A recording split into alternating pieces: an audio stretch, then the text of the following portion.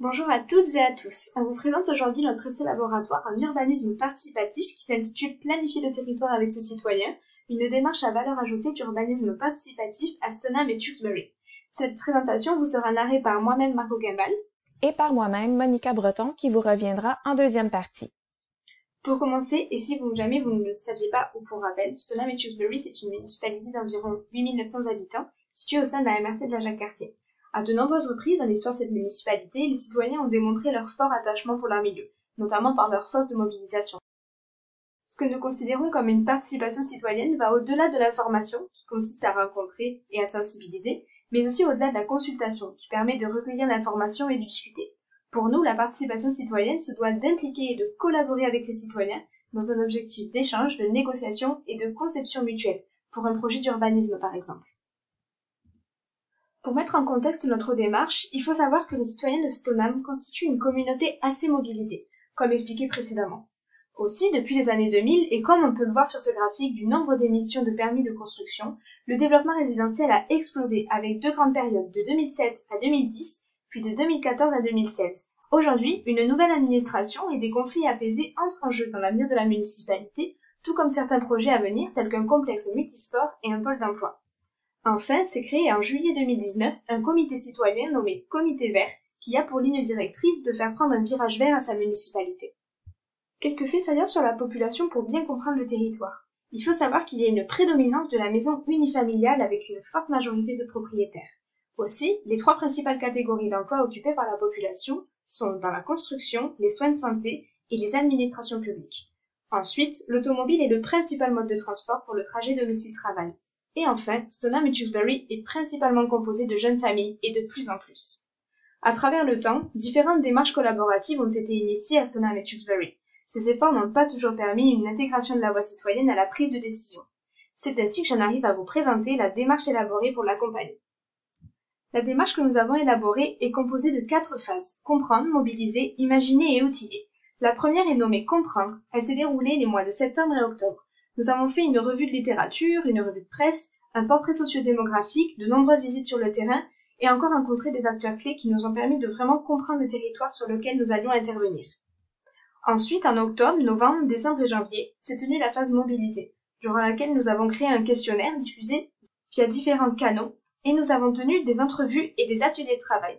Aussi, nous avons surtout beaucoup interagi avec les acteurs du territoire.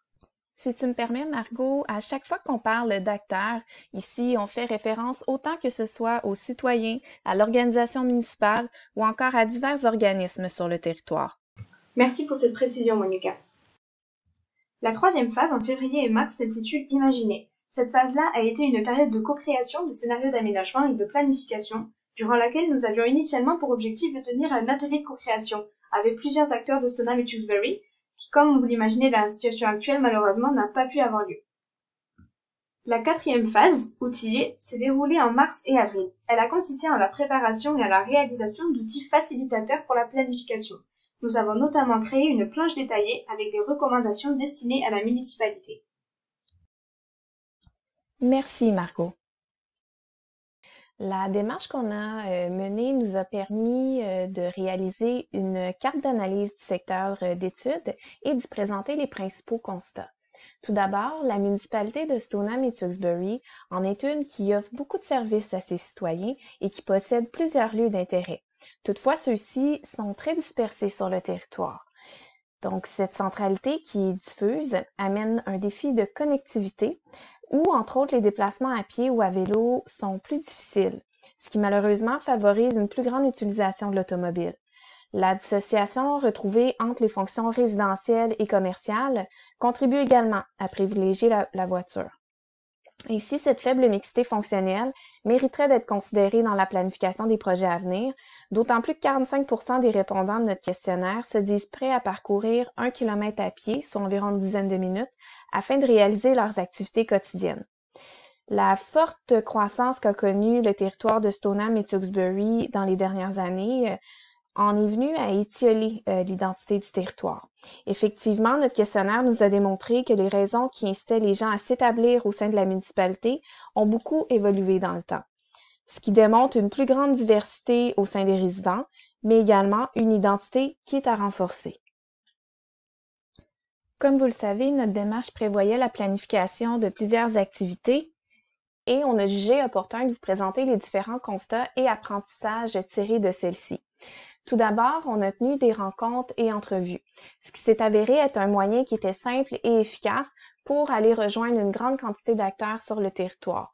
En plus de se faire de manière informelle, ça nous a permis d'avoir une meilleure idée de quelle était la vision, la perception du territoire de la part de ces différents acteurs-là. Aussi, on a remarqué une belle ouverture d'esprit de chaque personne avec qui nous avons eu la chance d'échanger.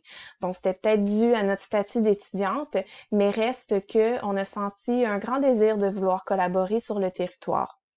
La deuxième activité réalisée, ce fut notre questionnaire que nous avons choisi de diffuser en ligne. C'était un moyen qui nous a permis d'aller rejoindre une grande quantité de citoyens, en plus de valider la représentativité des répondants par l'entremise de la section de notre questionnaire qui s'intitulait Profil du répondant et qui nous a permis de tirer des corrélations avec les données statistiques obtenues en première phase de notre démarche, soit dans le comprendre. Aussi, considérant que nous avons retenu 327 réponses, il est important de poser des questions fermées, car les questions ouvertes complexifient l'analyse et le traitement des données. Troisième activité réalisée, ce fut le kiosque de discussion qui s'est tenu au marché de Noël de Stoneham et Tewkesbury. Dans les principaux constats à retenir, c'est l'importance de miser sur des activités qui se veulent être rapides, ludiques et aussi qui peuvent être réalisées par tous. Aussi, favoriser des lieux et moments qui sont propices aux échanges de qualité et non de manière précipitée. Dans le cas présent, le marché de Noël, les gens avaient le temps d'échanger avec nous et ça nous a permis d'avoir de très belles discussions. Toutefois, faire attention au nombre d'activités qu'on tient et préconiser l'utilisation de concepts ou nuages de mots dans les activités plutôt que des illustrations qui ont pour effet de restreindre la créativité des participants. En ce qui a trait à la quatrième et dernière activité, malheureusement, bien qu'elle n'ait pas pu se réaliser en raison de la COVID-19, on voulait tout de même mettre en lumière des principes clés. Tout d'abord, l'importance de bien cibler les objectifs de l'atelier et aussi les résultats souhaités et les communiquer aux participants. Miser sur des activités qui engendrent les échanges et les interactions, sans oublier que c'est en ayant le plus d'occasions de participation qu'on vient qu'à engendrer de la mobilisation.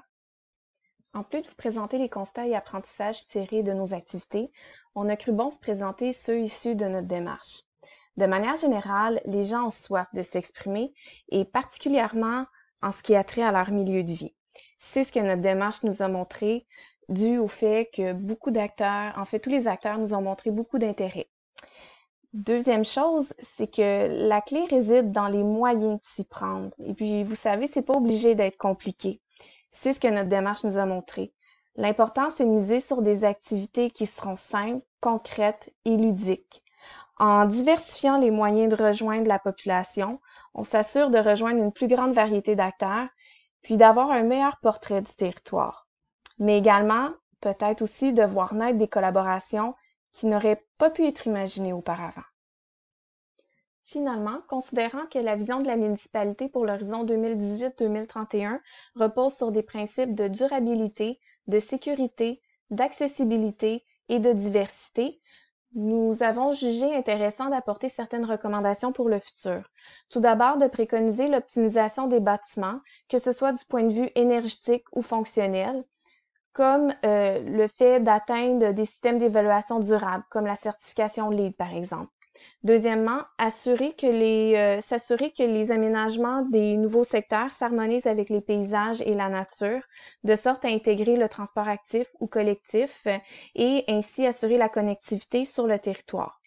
Et finalement, voir à impliquer les citoyens et acteurs locaux le plus tôt possible en amont des projets, afin de s'assurer l'appropriation et l'acceptabilité des projets, mais surtout pour s'assurer que ces projets viennent à répondre aux besoins du milieu.